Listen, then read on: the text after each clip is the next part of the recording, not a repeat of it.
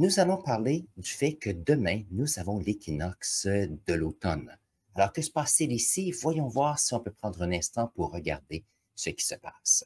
Donc, si on regarde ici notre petite photo, on peut voir que nous avons, alors ça c'est une représentation graphique bien sûr, nous avons notre Soleil au centre, nous avons ici notre planète qui fait une orbite autour du Soleil. Maintenant, l'orbite n'est pas un cercle, c'est ici un ovale. Et la question, c'est pourquoi est-ce que nous avons à l'automne, alors pour cette année en 2024, c'est le 22 septembre, donc demain, dimanche. Le fait, c'est que nous avons une situation où la Terre, avec son inclinaison, nous avons une situation où la longueur de la journée, la longueur de la nuit sont identiques. Et on a ici des températures assez tempérées. Et ça, bien sûr, lorsqu'on est en orbite autour du Soleil, cette inclinaison, qui est à peu près 23,5 degrés, affecte les saisons. Donc, voyons voir un autre graphique pour voir comment ça fonctionne un petit peu plus. Donc, prenons ici notre mois de septembre. Donc, si nous sommes dans le mois de septembre ici, on peut voir le diagramme qui est similaire ici. Nous avons le Soleil, nous avons ici notre petite planète Terre. Donc, il y a une inclinaison ici. Donc, nous avons le fait que le Soleil est ici, puisqu'il y a une rotation sur elle-même. Les températures sont assez stables pour toute la planète avec la chaleur le plus directe vers l'équateur. Maintenant, quand ça c'est ici à l'automne et que nous avons la planète Terre qui continue ici pour l'hiver ici sur l'hémisphère nord, voilà. Allons ici en haut et voyons voir ce qui se passe. Nous avons ici notre planète inclinée et nous avons ici le Soleil qui brille vers cette planète. Maintenant, ce qui est intéressant, c'est que si on regarde, à cause de l'inclinaison, l'hémisphère sud ici reçoit le plus de chaleur, d'énergie directe du Soleil, et l'hémisphère nord ici se retrouve donc un petit peu plus éloigné par rapport au Soleil. Et ce petit changement ici crée des changements atmosphériques, bien sûr.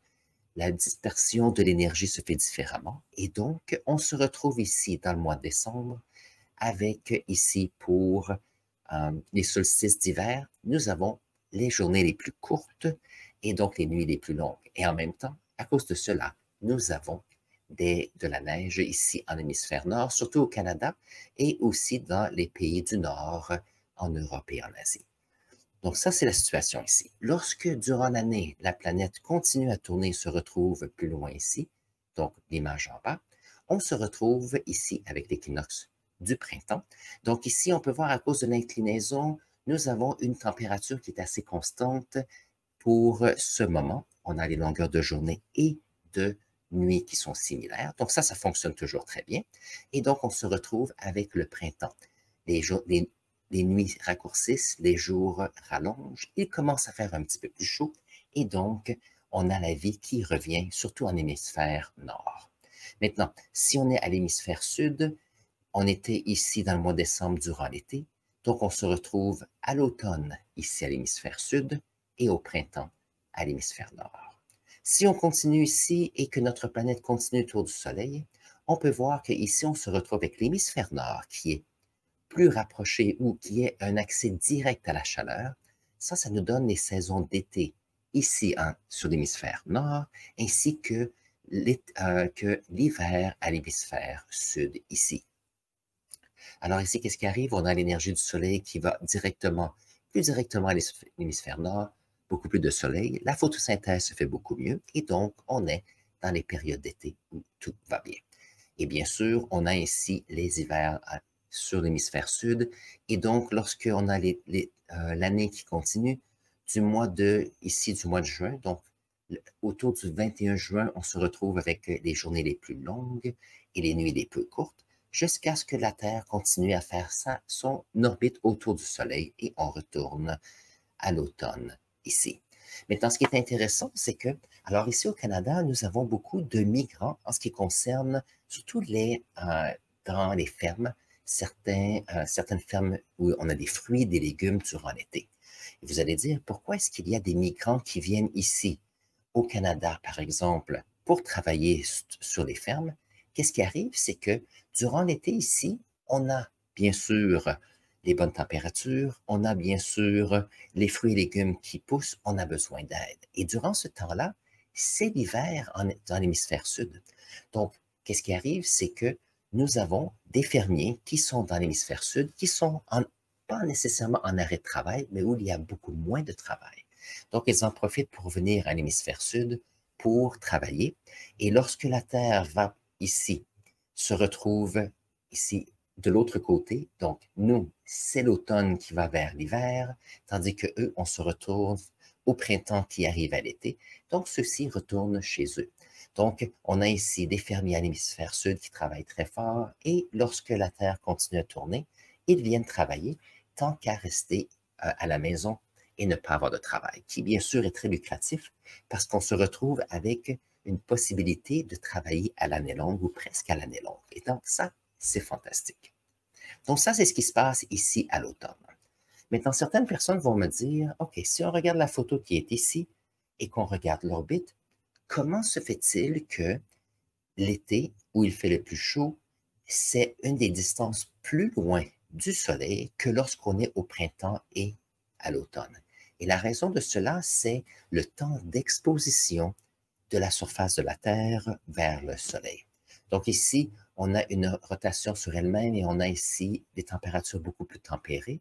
Mais lorsque on se retrouve ici à l'été, on a donc une exposition qui est beaucoup plus prolongée. On a des journées qui vont durer 16, 17, 18 heures. Et donc ça fait assez pour faire les différentes saisons. Donc ici, l'hiver, c'est vrai qu'on est plus loin, il fait plus froid, mais c'est surtout dû à l'inclinaison. Et lorsqu'on continue ici, on se retrouve à l'été ici. C'est vrai qu'on est plus loin du soleil que le printemps et l'automne. Par contre, l'exposition ici de la surface de la planète à cet endroit fait toute la différence. Donc ça ici, c'est quelque chose d'intéressant. Maintenant, je vais parler des conséquences qui arrivent avec cela de deux aspects intéressants. Donc, je vais vous montrer quelques-uns de mes vidéos préférées ici sur la planète. Et ça ici, c'est la circulation globale ici de la planète. Donc, ça date de 2010, mais ça donne une excellente idée de ce qui se passe. Donc, si je fais avancer, donc la vidéo ici commence dans le mois de janvier. Donc, on peut avoir le temps ici, les journées et les heures. Et qu'est-ce qui arrive? C'est qu'on peut voir ici, bien sûr, les continents. Lorsque j'approche l'été, moi je trouve que ça fonctionne très bien. Donc allons au mois de mai ici comme ça, très bien. Regardons qu'est-ce qui se passe lorsqu'on regarde les déplacements atmosphériques. Donc ici on peut voir, si on part de l'Afrique, on peut voir ici qu'il y a un déplacement apparent ici de l'atmosphère vers l'ouest. Donc ici, qu'est-ce qui arrive? C'est que nous avons des situations où nous avons la Terre qui est en rotation. Je vous montre. Donc, on a ici, voyons voir si on peut regarder ça. On a ici la planète qui est en rotation comme ceci. Ça veut dire qu'en étant en rotation, on a une sphère, presque une sphère qui est solide, qui est en rotation et on a un gaz qui est par-dessus. Ça veut dire que la Terre tourne et le gaz est entraîné par la planète qui est en rotation par friction. La conséquence de ceci, c'est que si on retourne sur l'image ici, c'est que nous avons la Terre qui se déplace vers l'est et donc il y a un déplacement apparent vers l'ouest de l'atmosphère. Donc on peut voir ici que l'atmosphère va de ce côté-ci. On a bien sûr des poussières dans l'atmosphère qui fait que nous avons des tourbillons atmosphériques. Donc dans le centre ici, on a une ligne qui est spécifique et la raison de cela, ça c'est l'équateur. C'est l'endroit où il fait le plus chaud à l'année sur la planète et où il y a le plus d'évaporation. Conséquence de l'évaporation ici, c'est que ici on peut voir que durant l'automne, donc ici on peut voir qu'il y a beaucoup d'activité qui est ici et qu'est-ce qui arrive, c'est qu'on se retrouve avec ces temps d'ouragans durant l'été et de tornades et on peut voir ici qu'on est sur le Pacifique. Maintenant, puisque la Terre est une sphère et non pas une carte plate comme ceci, on se retrouve avec des tourbillons qui peuvent arriver comme ceci. Maintenant, ça aide les humains de plusieurs façons.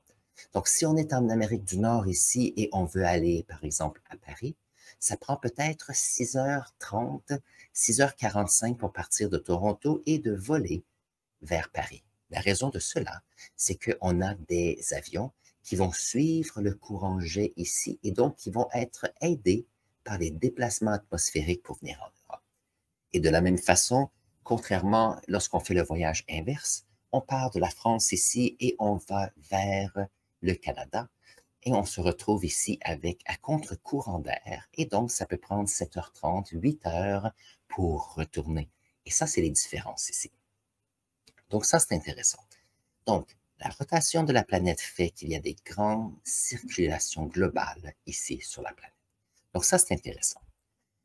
Voilà. Voyons voir si on peut ajouter. Donc ici, on a parlé des ouragans ici qui se retrouvent à l'automne. Si on va au printemps, voyons voir si on peut venir ici. Voilà. On se retrouve ici en été à l'hémisphère sud, beaucoup plus d'évaporation. Et c'est pour ça qu'on se retrouve dans le mois de février, mars, avril, si j'avance un petit peu, avec une plus grande quantité ici d'évaporation. Et cela qu'on se retrouve avec beaucoup plus d'eau et de précipitations sur la côte est de l'Asie, ainsi que la côte est ici de l'Afrique. Donc, c'est très bien. Et puisque le vent arrive de ce côté-ci, ça explique pourquoi on a beaucoup plus ici de verdure en Amérique du Sud. Ici, on a les vents qui arrivent vers le nord et durant l'été. Allons dans l'été ici, dans le mois de juillet, on se retrouve avec l'évaporation qu'il y a dans les océans et on se retrouve en Amérique du Nord, donc c'est beaucoup plus vert ici. Quelques personnes vont dire pourquoi est-ce que il y a beaucoup moins de verdure dans l'ouest des États-Unis? C'est qu'ici, il y a beaucoup d'évaporation, donc d'humidité dans l'air qui vont se déposer en pluie ici, tandis que lorsque les grands vents, donc le nom c'est les grands alizés. Lorsqu'on a les grands alizés qui viennent ici, qu'est-ce qui arrive? C'est que on a des vents qui montent vers le nord, mais nous avons une chaîne de montagnes qui sont ici. Donc, les rocheuses sont tout au long ici. Et on a ici une chaîne de montagnes, ce qui fait qu'il y a beaucoup plus de précipitations qui est ici. Et donc, lorsque l'air finit par passer par-dessus les montagnes, on a de l'air qui est sec. Et donc, il y a beaucoup moins de pluie, donc moins de verdure. De la même façon, ici, si on regarde les déplacements vers l'ouest ici, et c'est pour ça que c'est un de mes vidéos préférées, on peut voir que les courants ici, avec l'évaporation, vont précipiter beaucoup d'eau ici, ainsi qu'en Inde là. Par contre, ici, nous avons les chaînes de montagnes, donc ce sont les Himalayas. Donc, toutes les précipitations se font avec le côté ici, parce que c'est le vent. Et lorsqu'on se retrouve de l'autre côté des Himalayas, si l'air passe par-dessus ces montagnes, on a de l'air sec, ce qui fait qu'on se retrouve avec le plateau ici en Chine, où c'est désertique parce qu'il y a beaucoup, beaucoup moins d'eau. De la même façon que lorsque l'air passe ici, on a de l'évaporation, beaucoup de précipitations ici. Donc, par le temps que l'air finit par passer ici, un très petit partie de l'océan Indien, on se retrouve avec une atmosphère qui est très, très sec. Et donc, il n'y a plus vraiment d'eau pour avoir des précipitations ici. Par exemple, ici, on a le Pakistan, l'Afghanistan, le Moyen-Orient, ainsi que le Nord, ici, le milieu, ici, du Sahara. La raison, c'est qu'il n'y a plus assez d'humidité dans l'air pour créer des précipitations.